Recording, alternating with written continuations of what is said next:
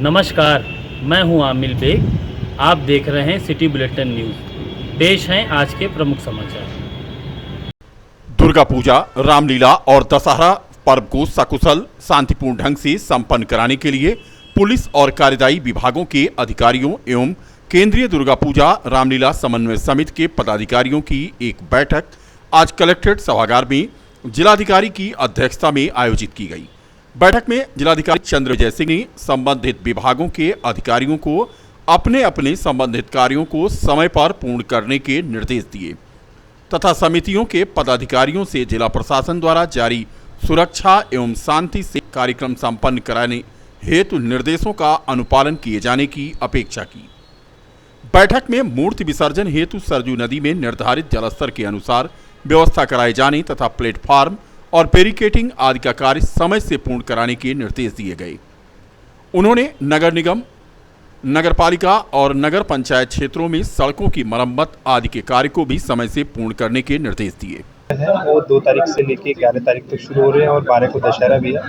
तो हमारे यहाँ पे जो केंद्रीय दुर्गा पूजा और रामलीला समन्वय समिति है और इसके अलावा भी अन्य जो इससे संबंधित लोग हैं उनके साथ में माननीय विधायक सदर और मैन जी के साथ में भी हमारे विभिन्न अधिकारियों के साथ में आज बैठक हुई है और इसमें बहुत विस्तार से चर्चा हुई है कि क्या अपेक्षाएं हैं प्रशासन की और क्या समस्याएं हैं रामलीला और दुर्गा पूजा आयोजन समिति के जो मेंबर्स हैं, जो पदाधिकारीगण हैं, जो आयोजक हैं और विभिन्न तरह के पंडाल जो वहाँ पे लग रहे हैं उनसे उसमें क्या व्यवस्थाएं होनी चाहिए, क्या चीज़ें फायर सेफ्टी और बाकी सीसीटीवी कैमरा इस तरह की चीज़ें जो हैं ताकि किसी को असुविधा ना हो और बहुत ही सुरक्षित वातावरण में जो है दुर्गा महोत्सव जो है वो मनाया जाए और साथ साथ जो रामलीला का मंचन होना है, मूर्ति का विसर्जन होना है, मूर्ति विसर्जन स्थल पर भी जो सुविधाएं होनी चाहिए, ये सारी चीज़ें जो है बहुत ही विस्तार से इस बैठक में चर्चा हुई है और प्रशासन की तरफ से भी आयोजकों से अनुरोध किया गया है कि सारी व्यवस्थाएं अपने पंडाल पे और विसर्जन स्थल पर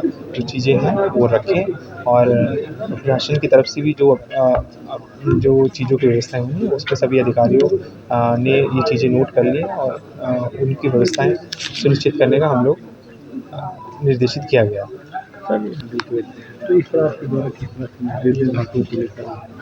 ये सारी जो समस्याएं थी वो आयोजकों ने दिया है, हमें ये नोट कर लिया है। कई जगह पे रोड जो है उसमें दिक्कतें हैं कि हो सकता है कि उसमें जो मूर्ति ले जा रहे हैं उसमें हिलने डुलने की संभावना हो। कुछ क्रॉसिंग्स के बारे में बात की गई है, उसके लिए रेलवे विभाग से भी बात की जाएगी कि जो हमारी रेल की पटरी है वहाँ पे अगर गड्ढे हैं तो उनको भी मरम्मत करा के उन्होंने आश्वासन दिया है इस चीज़ का, ताकि कोई भी मूवमेंट जो है मूर्ति विसर्जन के समय और उस समय किसी भी तरह का अंडुलेशन या इस तरह की कोई दिक्कत में सभी अधिकारीगण के द्वारा माननीय विधायक जी एवं जो भी संबंधित स्टेक होल्डर्स हैं आगामी दुर्गा पूजा एवं रामलीला से जुड़े त्योहारों की उन सबके साथ एक बैठक की गई जिसमें उनके द्वारा जो उनकी आवश्यकताएं, जो अपेक्षाएं उससे अवगत करवाया गया और संबंधित विभाग ने सबको नोट कर लिया। इसके अलावा पुलिस और प्रशासन के द्वारा भी अपनी अपेक्षाओं से उनको अवगत करवाया गया ताकि मिलकर के संवाद स्थापित करके अच्छे से आगामी त्योहारों को सकुशल संपन्न करवा सके। इसमें विशेष रूप से मैं कहना चाहूँगा कि जितने भी हमारे पंडाल्स हैं उनमें फायर सेफ्टी एवं सभी से कहा गया है, सभी आयोजकों से पंडालों में सीसीटीवी कैमरा लगवाया जाए। जो भी हमारे विसर्जन जुलूस होंगे उस समय जो भी हमारे विभिन्न निर्देश हैं, जो भी शासन के द्वारा विभिन्न निर्देश दिए गए हैं उनका पालन करते हुए जो भी पारंपरिक रूप से जिस तरीके से त्योहार को संपन्न कराया जाता है उसी तरीके से इस बार भी करवाया जाएगा। कोतवाली नगर की पुलिस ने आज जीआईसी तिराहे के पास से चोरी की 5 मोटरसाइकिलों को बरामद करते हुए एक सातिर बाइक चोर को गिरफ्तार कर लिया। सीओ सिटी शैलेंद्र सिंह ने बताया कि 4 मोटरसाइकिल जिला अस्पताल अयोध्या और एक चिन्हट लखनऊ से चोरी की गई थी। उनके मुताबिक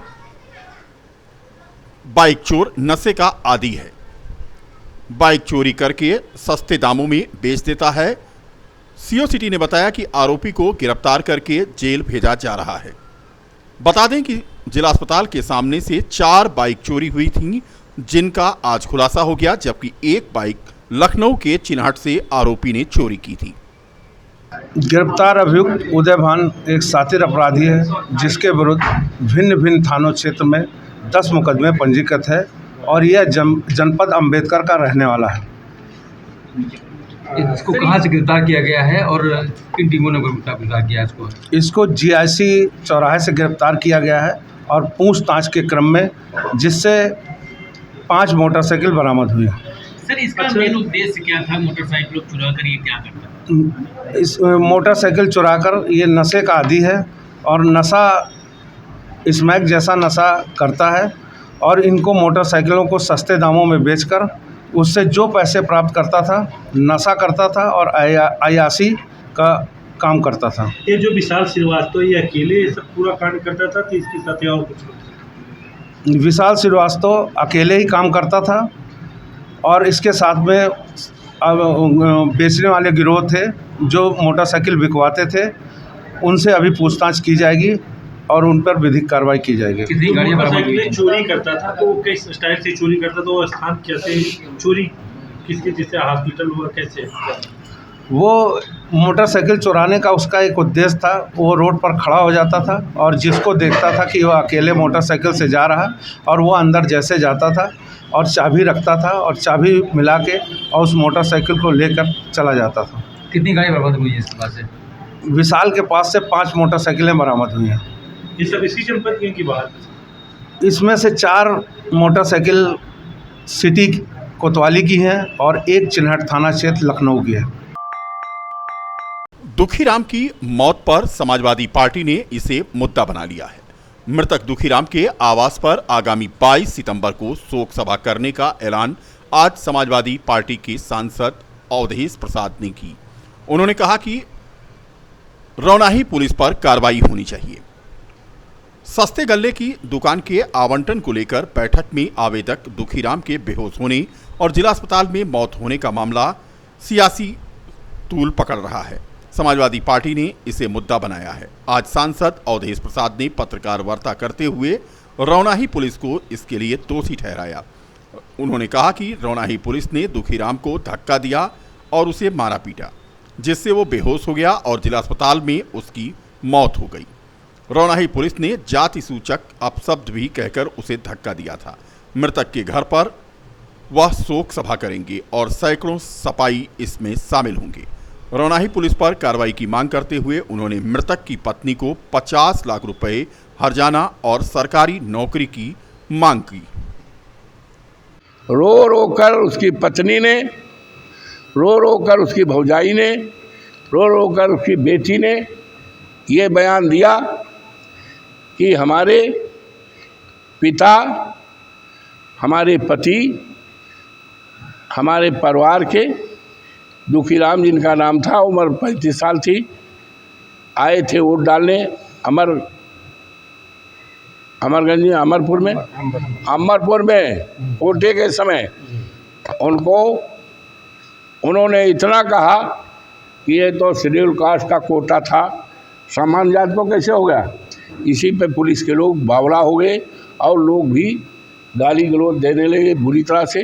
इसके पहले एक विकलांग लड़का पप्पू यादव को, जो 78% विकलांगता, उसको उठा के टांग फेंका था और इसको भी धक्का मारा, गाली दिया, बाहर निकाला और धक्के से गिर गया, बेहोश हो गया और बेहोशी हालत में गांव के लोग उसको ले आए अस्पताल में, जहां पर उसकी दर्दनाक मौत हुई।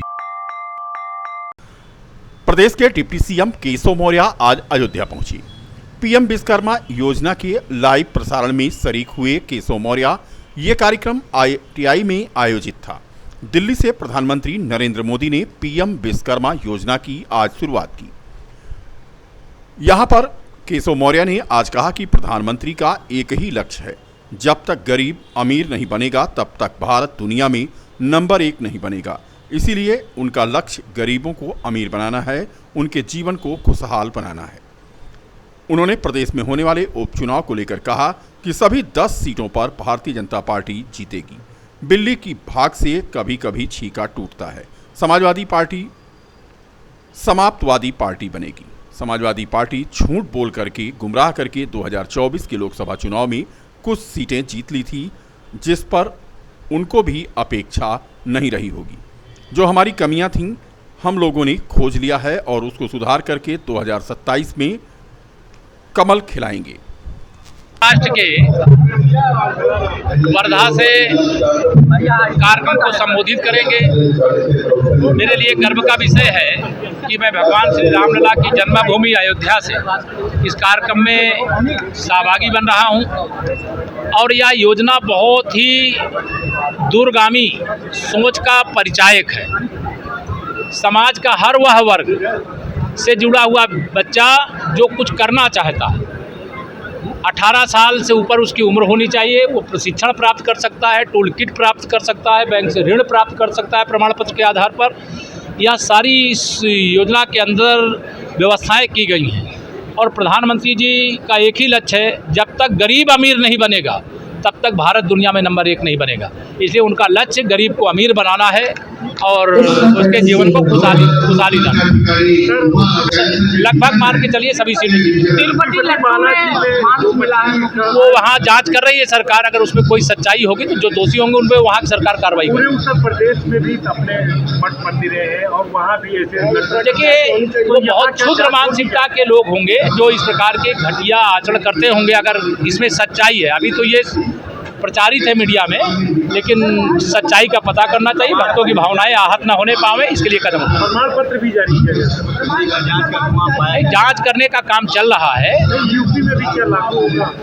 जरूरत पड़ेगी लागू करें। एक सवाल और है, आप संगठन भी देखते हो, संगठन के बड़े प्यारे हैं।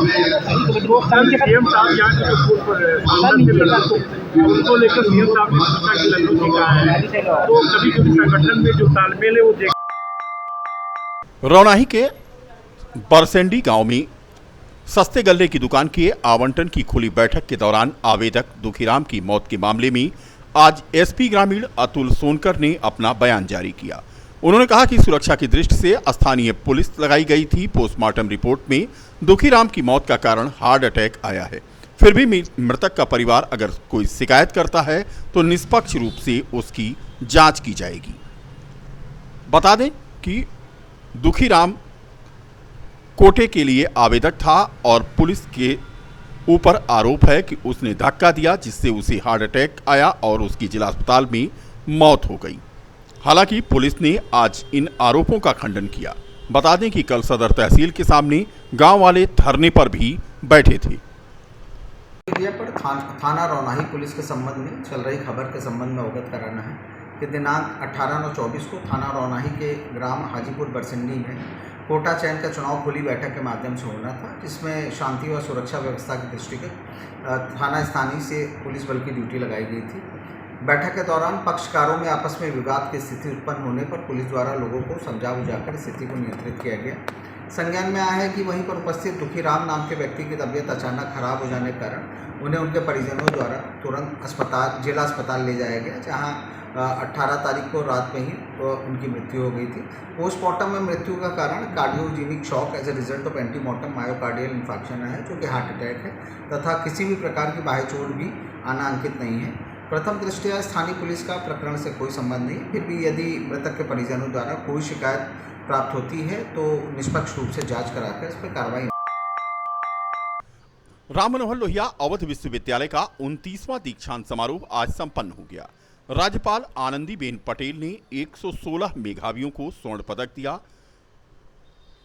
तथा उपाधियां वितरित की। नशे को लेकर के आज राज्यपाल आनंदीबेन पटेल गंभीर नजर आईं। उन्होंने कहा कि राजभवन क्षेत्र को नशा मुक्त बनाया जाएगा। मंच से आनंदीबेन पटेल ने आज निर्देश दिए। बता दें कि आज डॉक्टर राम मनोहर लोहिया अवध विश्वविद्यालय का दीक्षांत समारोह था। 29वें दीक्षांत समारोह में कुलाधिपति और प्रदेश की राज्यपाल आनंदीबेन पटेल और कुलपति प्रोफेसर प्रतिभा गोयल के हाथों स्वर्ण पदक पाकर छात्र छात्राओं के चेहरे खिल उठे। दीक्षांत समारोह में 102 छात्र छात्राओं को कुल 116 स्वर्ण पदक प्रदान किए गए, जिसमें से 33 कुलपति स्वर्ण पदक, 66 कुलाधिपति स्वर्ण पदक एवं 17 दान स्वरूप स्वर्ण पदक में से 14 छात्र छात्राएं ऐसे हैं जिन्हें कुलपति और कुलाधिपति स्वर्ण पदक प्रदान किए गए। समारोह में 65 स्वर्ण पदक छात्राओं को मिला, जिनका प्रतिशत 64% रहा। वहीं 37 स्वर्ण पदक छात्रों को मिला, इनका प्रतिशत 36 रहा।